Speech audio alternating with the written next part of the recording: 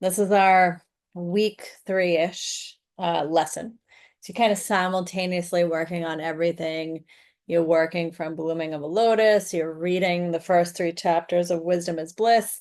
And then now you can take a pause and work on this little assignment with asana.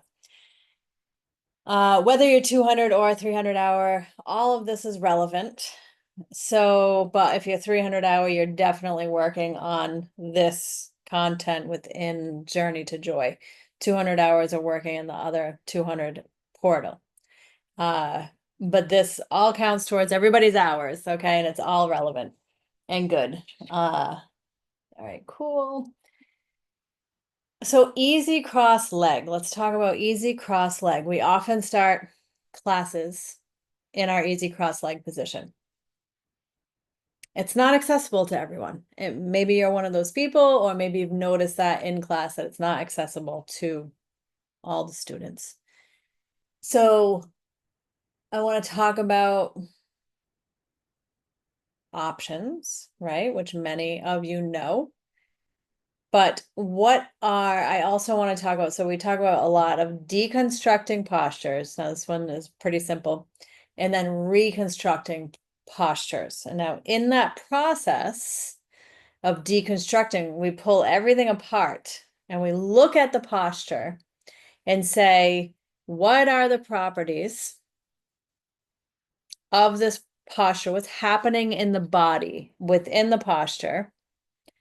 And let's assume that there's a certain percentage of students that can't get into this posture. Now, what are some things that we can do to help us get into that posture, right? So even more expanded than just using blocks and stuff like that, using our props.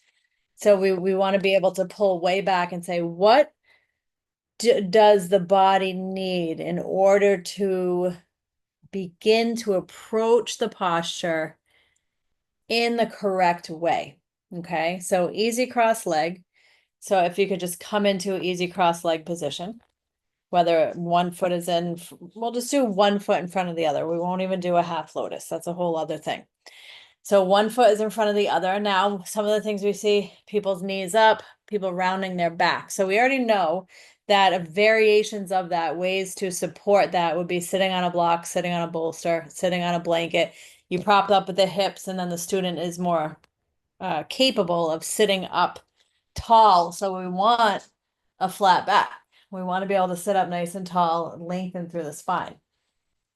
But while that is wonderful to have that support, I want you to start to think about ways that you can deconstruct this posture. What parts of the body are involved in sitting up? So how can we increase flexibility in the right places and increase strength in the right places? So I'm going to give you some examples, and then I want you to explore it. And that's what you're going to write in the comments, is your findings, how you have thought it through. What ways can you, what body parts are involved in a simple, easy cross leg? Maybe what muscles, what bones, what joints. So grab your Trail Guides book and then consider if those areas are tight or inflexible or weak on people. How can we increase flexibility and strength in the right areas so that way they can come to this posture with more proper alignment? Okay. So like I said, I'm going to give you some hints. Not even hints. I'm going to give you some different aspects and you're going to give me some too. So I want you to think about it. Even if it ends up being repetitive, that's okay. So easy cross leg, obviously it has to do with our hips, our low back, our glutes, our hamstrings, our whole entire back when we're talking about sitting up tall, our chest, our shoulders. You're going to find every posture, basically the whole body is involved. But predominantly all the things that I just named, hip flexors, even core. Yep, that's another one that's pretty heavily involved in a seated posture. So some ways to get people into a seated posture, well, easy peasy, would be sun salutations, right? Stretching the body, warming up. I'm going to stop. I'm not going to elaborate on that. So sun salutations. Also practicing sitting on a bolster or a block.